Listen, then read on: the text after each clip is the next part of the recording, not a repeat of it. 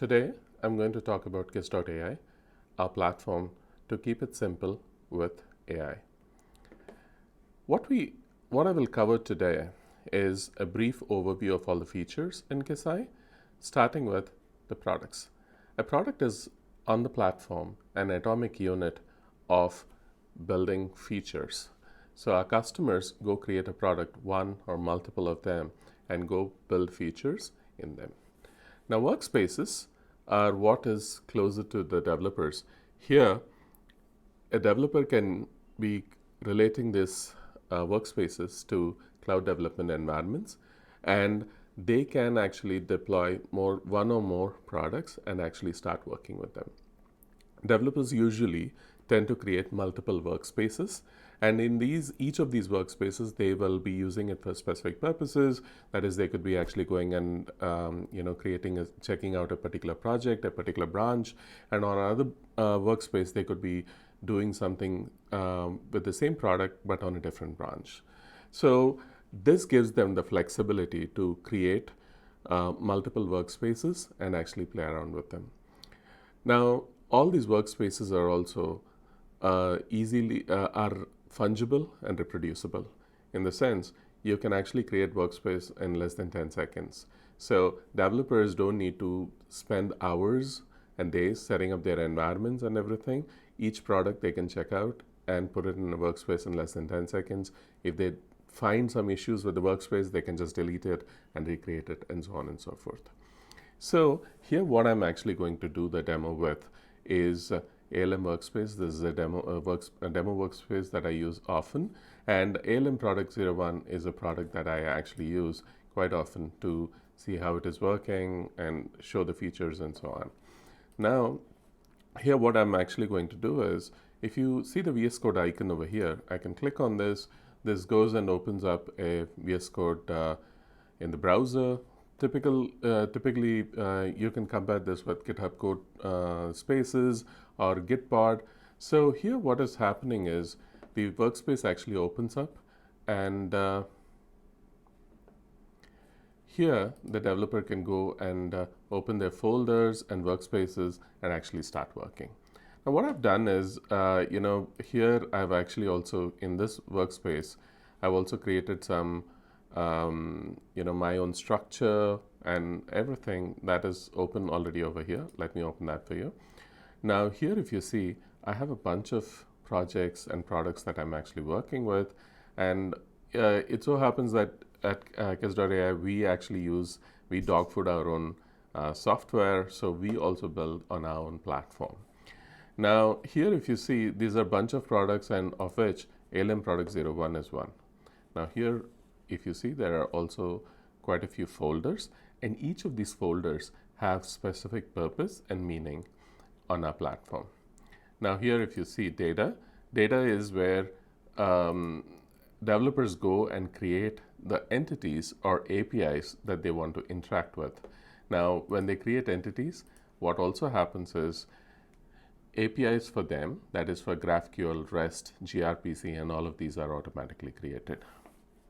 Similarly, there is another folder called IAM, which actually allows them to configure security, authentication, authorization, rules, and how the tokens actually are created, what information and claims are actually embedded in the token. All of these things are something they can put over here.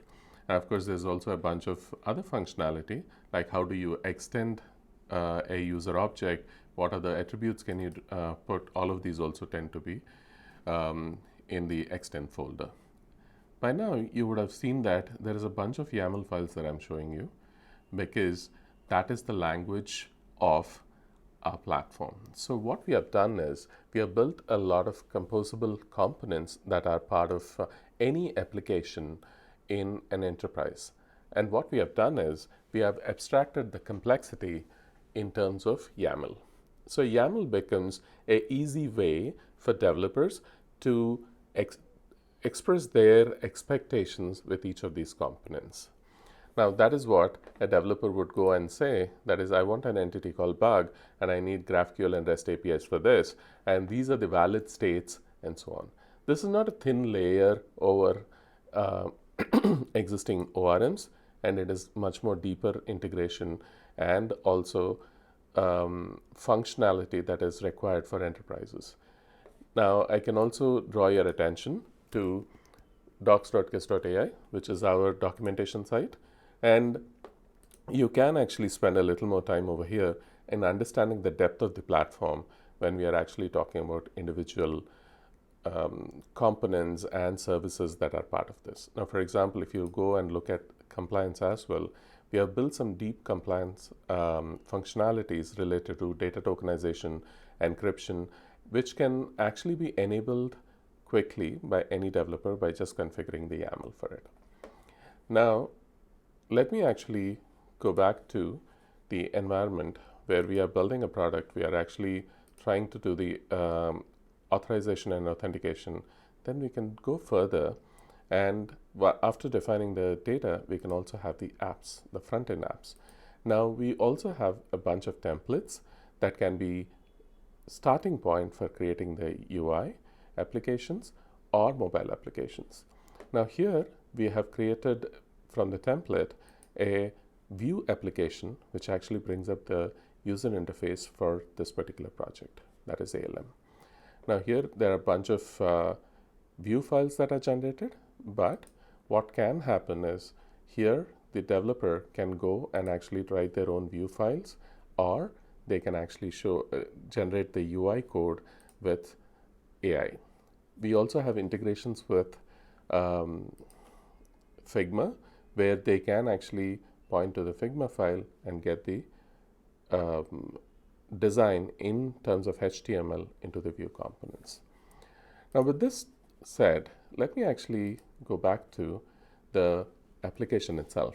I did bring up the topic of AI, and let's actually talk about how we use AI in generating code and also helping our customers actually build the AI code or AI applications, AI first applications.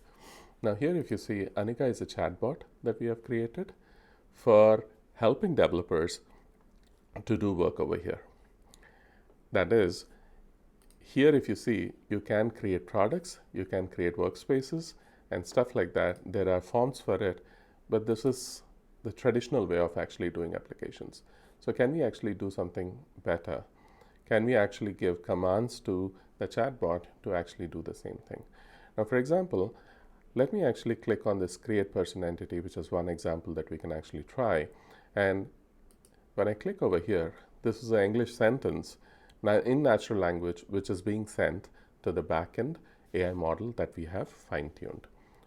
So here if you see, what has happened is we are asking the backend model to give us an entity person with fields ID, first name and middle name, last name and address. So what happens is it actually goes and generates the YAML that is required for it. And like I showed you earlier, this YAML, I can actually go and save it into the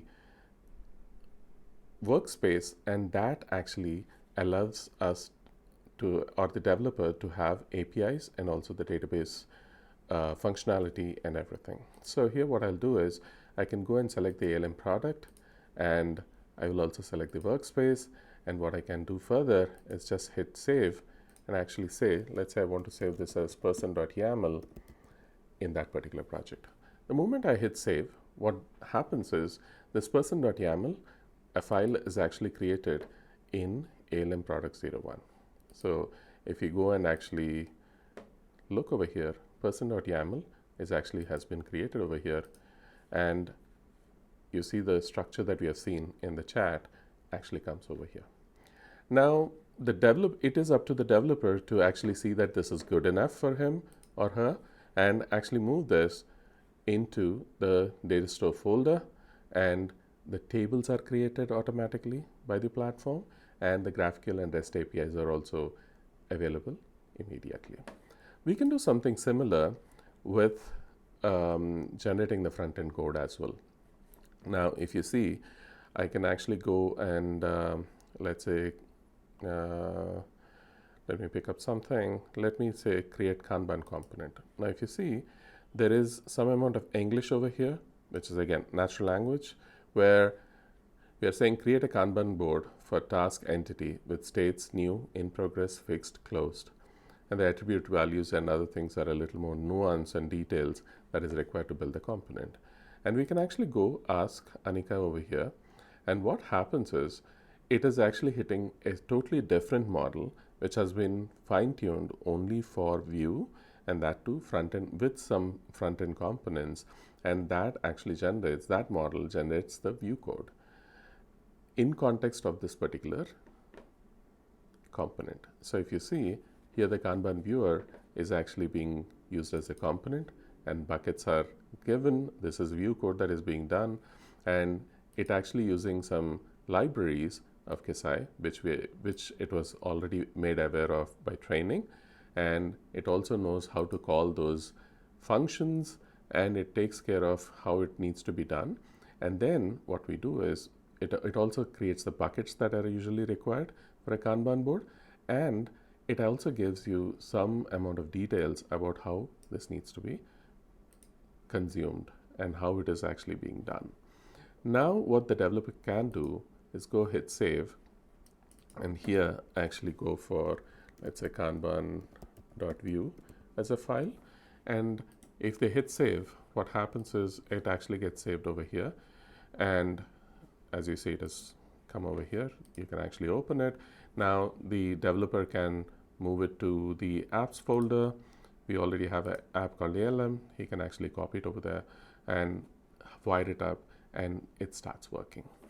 Just to see how the output really looks like, it looks like this particular plan that we do. This is a dummy instance, demo instance. We don't have, we don't have the right data or the actual data that we use. But usually, if you see in our own instance, production instance, we actually have a bunch of tasks and other things that each of the developers are working, and internal team tickets, all of that we use with this. Here, if you see, the whole component is fully functional with the same code that we have actually generated. We can actually just save, wire it up, and it comes out.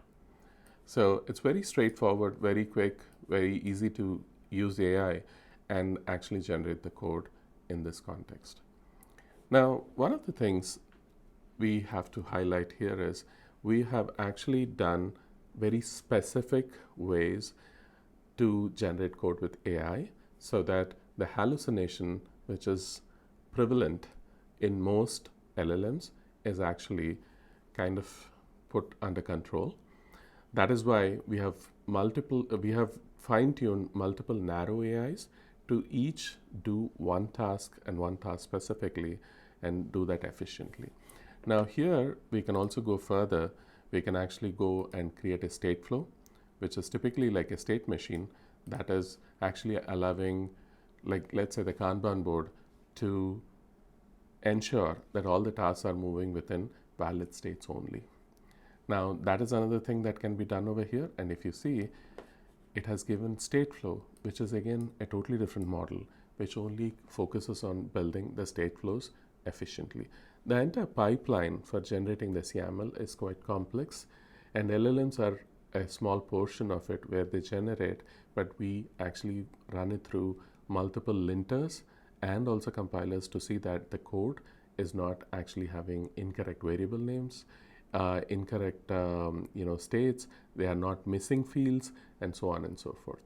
So with that, what happens is you get valid states, valid state flows, and everything. Similarly, we can actually go create a database, or you can actually add a product to a workspace or other things. And of course, we have a fun thing as well, where we can maybe just call Llama and ask, tell me a little bit about history, and so on and so forth.